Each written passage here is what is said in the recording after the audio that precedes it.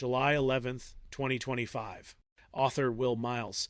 Why citing DJ Lagway's completion percentage is a losing argument. If you enjoy this article, I guarantee you'll enjoy our 2025 Read and Reaction Florida Gators Preview magazine. If you're on the fence, read one of the reviews from someone who's already purchased it on Amazon. Hard copy, $21.99. Digital copy, $15.99. We're just 6 Saturdays away. Thank you for supporting us. Order now. I got involved in a bit of a Twitter tiff on Friday with Chris Marler, a writer for LouisianaSports.net, because I responded to an article that he wrote calling Gators sophomore QB DJ Lagway the most overrated player in America. He took umbrage to me linking my Lagway evaluation article from a few weeks ago as a rebuttal to his overrated claims after showing Lagway's SEC stats versus LSU's Garrett Nussmeier's.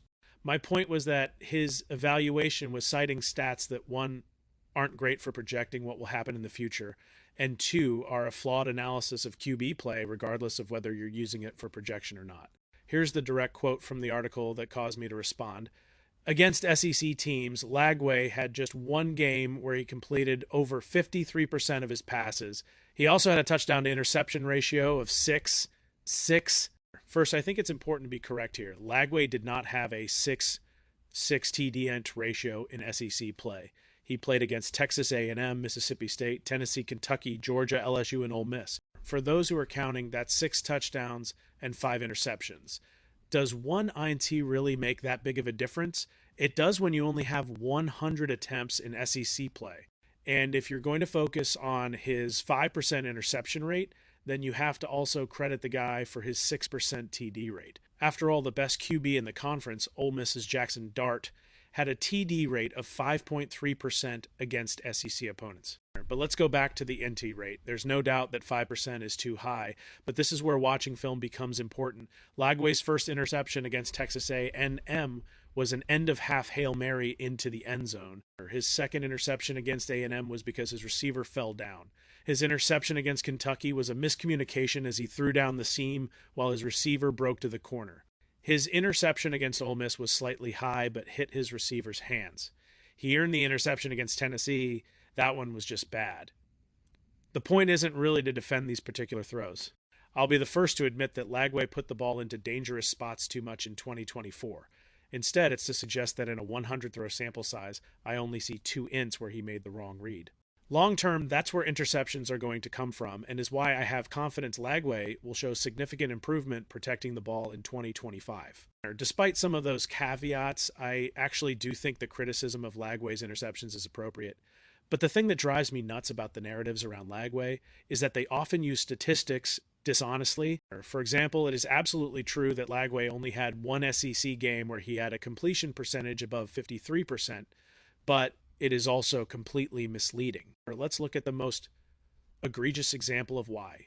Against Kentucky, Lagway completed 50% of his throws and his TD int ratio was 0.1. That's terrible, right? Well, no, he was actually unbelievably good in that game. That's because he threw for 259 yards that included a 50-yard bomb to Elisha Badger that led to a Jadon Baugh 7-yard TD run, a 58-yard shot to Badger that led to a 10-yard Baugh TD run, a 44-yard strike to Chimere Dyke that led to a 1-yard Baugh run, and a 40-yard throw to Badger that led to a 1-yard Baugh run. Baugh had 5 TDs in the game, but Lagway was the reason that he was down there all the time.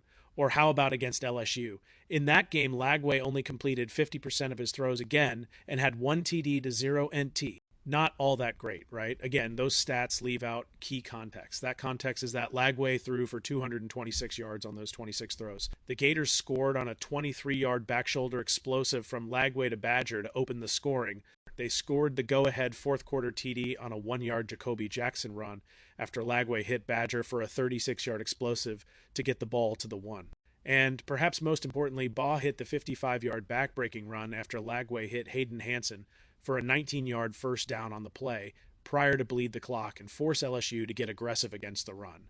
Completion percentage actually isn't a bad stat to compare most QBs, but that's because most QBs have relatively similar success rates as they push the ball down the field.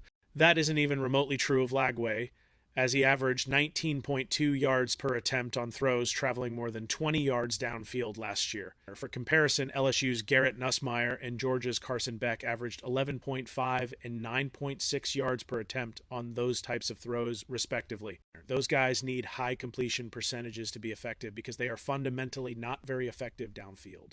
Lagway is the complete opposite, as he is deadly at 20-plus yards while struggling underneath.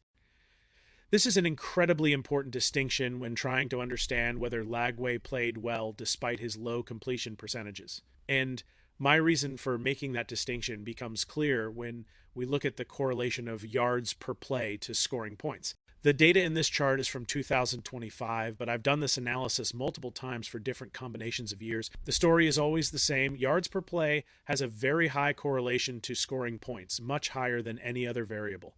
In his article, Marler stated that the Gators offense ranked 64th or worse in every major offensive category: total offense, rushing offense, passing offense, and scoring offense, as a reason that Lagway was overrated.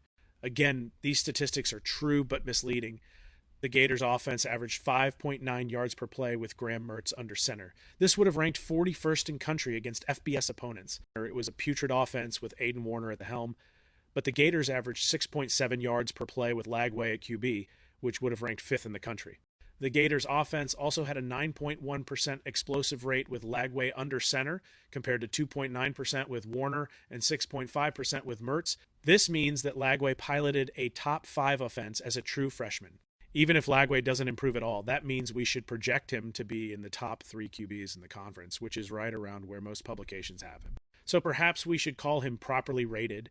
But the hype for something more than that is legitimate as well. We're talking about a kid who completed well above 70% of his throws as a senior in high school. That sort of performance almost always correlates to somewhere in the 64 to 67% range at the college level long term. If he does that, nobody will be calling him overrated. They'll be calling him the winner of the Heisman Trophy. Thank you for listening to the audio articles by Read and Reaction. If you enjoyed this article, I guarantee you'll enjoy our preseason magazine.